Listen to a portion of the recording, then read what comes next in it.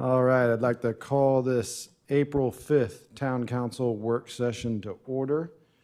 And thank everyone for being here and for those tuning in. Mary, can we have a roll call, please? Mrs. Amos, Yes. Mr. Reed, Mr. Dwyer, Here. Mr. Parrott, Here. Mr. Yolen, Here. Mr. Hunter, Here. Mr. Hardy. Here. Thank you, Ms. McKay. All right, we've got a good packed agenda, and the first item on it is Finance Director, Ms. Julie Moore, with the monthly financial report. Good evening, everybody. So you have all of the charts and graphs that we sent out earlier, and I'm just going to touch on a few things. And some of these things I think I've repeated in the last couple of months, but you're just going to keep hearing me repeat them because they're the significant changes that have happened this year. Basically, the revenue in total is about 67% of what the budget is at this point when you exclude things that we talked about last month, like the bond payment and the medical compensation revenue. Once you factor those out, we're right on target of where we should be. When you compare revenue to last year, we're up, and again, that's because we have that big grant, that big project going on at the airport, and then we sold the golf course. So those two revenue items is the reason our revenue's up this year. Expenses compared to the budget are less than the 67%, which is good. That again says that the departments are keeping track and they're not overspending. And when you look at it to prior year, though, there's some areas that are above, like last year, and that's again the public safety because of the radios and the fire truck that got pre-purchased. Public Works is up because we've purchased some more capital assets that maybe we didn't purchase last year. And then the water fund is down because we didn't have that transfer to the general fund like this year like we did last year. And the sewer fund is slightly down, not as much as, like I said last month, as you would expect because we didn't make a big transfer, but we have the sludge removal costs that we didn't have in prior years. So that's kind of offsetting that amount that we didn't transfer this year.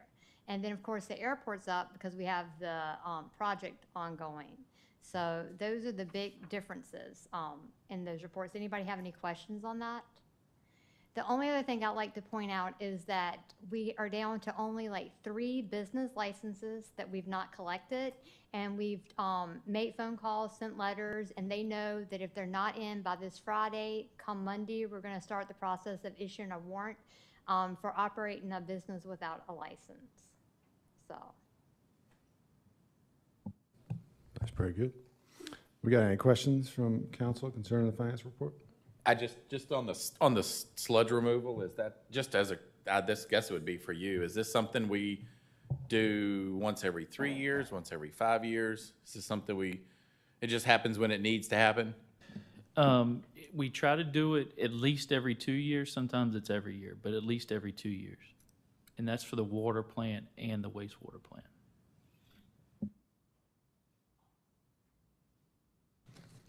All right, thank you, Mrs. Moore, for that report. Next item on the agenda is discussion of the retreat notes and the work plan, the strategic work plan that we crafted coming out of that retreat. Mr. Davis, is that you?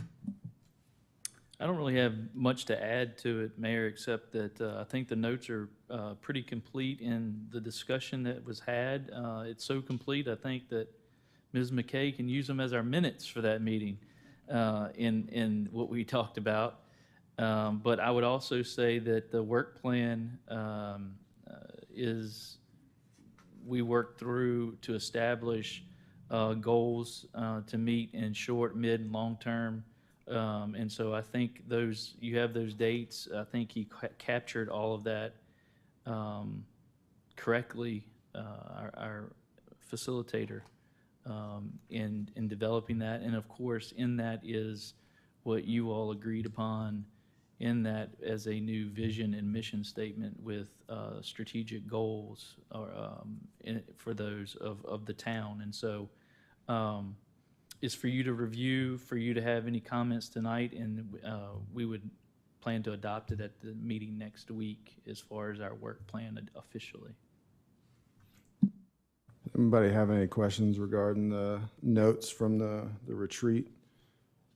Did look like we had a good amount of near-term, mid-range, and long-term goals in there. I was thankful for the buffer and datage on some of my assigned duties, given that the work plan is coming before us now. Get a little extra time, get it done.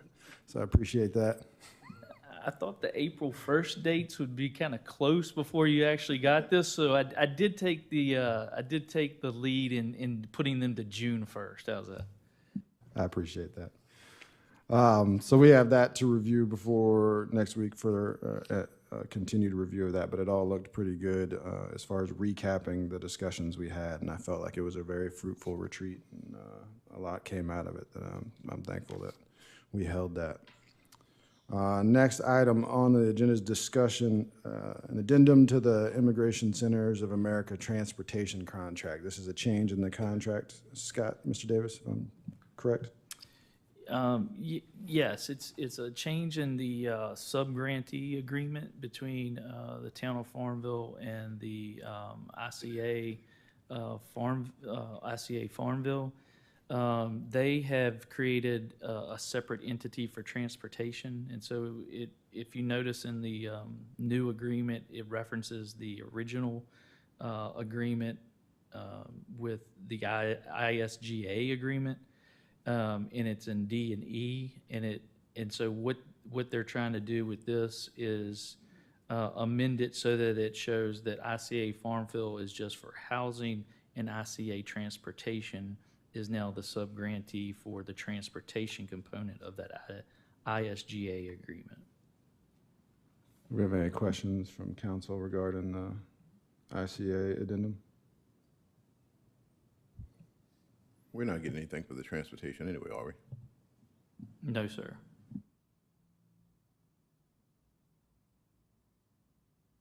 And I had an interview for Virginia Public Media not too long ago regarding the facility, and I think there's only 11 people out there currently in the facility. Not hearing any other questions. We'll move to the next item, which is the FY 2023-2024 town budget. Mr. Davis? I'm going to go back just a minute. So for that contract, Mayor, do you mind if I can just get a consensus vote tonight that I can go ahead and sign that instead of having to bring it back next week? You need that in the motion? Yeah, if I can have that in a motion in a second and just agree to that tonight for them. Do we have a motion for the town manager to sign the contract for the transportation of ICA? I put in a motion for the town manager to sign the contract for the ICA for the transportation. Motion and second. Do we need a roll call? I can just go all in favor. Roll call, please, Ms. McKay. Mr. Dwyer, Yes. Mr. Parrott, Yes. Mr. Yolen, Aye. Mr. Hunter, Yes. Mr. Hardy, Yes. Mrs. Amos. Yes. On unanimous vote, the motion's passed. All right, there you go, Mr. Davis. Next item, as I spoke earlier, is the FY 2023-2024 town budget, the manager's proposed budget. Mr. Davis? Mayor, I presented that at the last meeting, giving you the highlights for revenues and expenses. Actually, the letter's probably a little more detailed even than that goes with the budget than my presentation. And you've had, since that meeting, to review it, and I'm open for, well, not just me. Ms. Moore is also open for any questions that the two of us can answer if you have any about the proposed budget. Do we have any questions from council concerning the proposed budget or the CIP? Not hearing any. I will say that the CIP, being a public document, you do have access to some of the proposed projects that come down the line, so like paving and where that's going to happen in the years to come. And that, I think, one of the things we routinely give kudos for here is the impact that Mr. Davis and Ms. Moore have had on the budget process over these last few years. And it continues to be a smooth and very well thought out process. And I want to commend them on another job well done. I think last year, Mayor White has said this might be the best budget yet. I think that those sentiments stand again. This is another good budget that's been brought, and just wanted to say, job well done. We appreciate it. It's a team effort. I just get to call it the manager's proposed budget because the charter says I have to propose it to you, so. But there is a team effort in doing this and throughout the organization, so. It takes a lot of time from all the departments to figure out what's needed versus wants and what we can afford each year. And Mayor, you're right. The capital improvement plan is a document that's public and for people to view. It's a living document. You know, we try to. It's a plan. We try to plan out 5 years. Sometimes it has to move down the line. Sometimes some things get pushed up if we can, but it's all based on where we can fund those priorities. And sometimes the priorities change because things change along the way.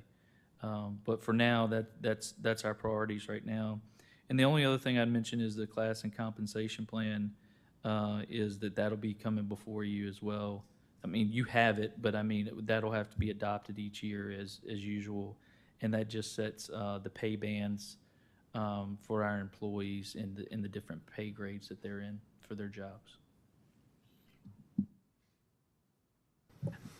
I would like to ask if there aren't any questions about those three documents, if we could schedule the public hearing for the May regular meeting. And then in the past, we don't wait a whole month. We do have to wait 7 days that we could potentially have a special called meeting the week after just to adopt the budget. And so that gives us a little more time than waiting till June and then rushing to get everything turned over in the system for July 1 in a few weeks. If we could do that special meeting the week after the next regular meeting in May. Does that sit all right with council? Yeah. That's a pretty standard ask. It gives them a little advanced buffer for implementing all of this, and I don't see any reason not to, as long as everybody's all right with it. Sounds good. All right. Last item on the agenda is the proposed ordinance number 221, amending section 29-81, definitions of article concerning zoning and subdivision. This is about the floodplain definitions. Is that accurate? Yes, sir. If you remember last month, we gave you the ordinance language that was being amended that is needed by Department of Conservation and Recreation and also FEMA.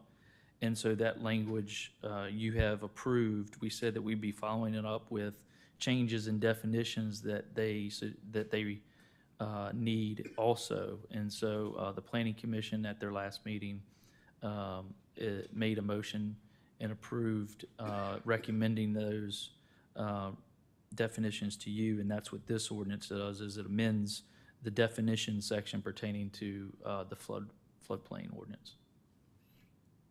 And Ashley is here if you have any questions. Do we have any questions concerning that language? Not hearing any. Thank you, Ms. Austin. All right, do we have any other comments by you, Mr. Davis, or any of your staff? Do you have any other comments by council at this time? I mean, that was a really large packet, and we're seeing this like record time here. I think that's a testament, though, to the work that you guys are doing on the back end of this, right? Like that. I definitely would echo job well done, because it was definitely a challenge to read through it all. I'm not going to lie. Well, we appreciate all y'all's work and effort, and we get to reap some of the benefit by cruising out of here a little early on a Sunday evening. So thank you very much. Can I have a motion to adjourn? So moved. Motion and second. All in favor? See, I remembered this time, Mary.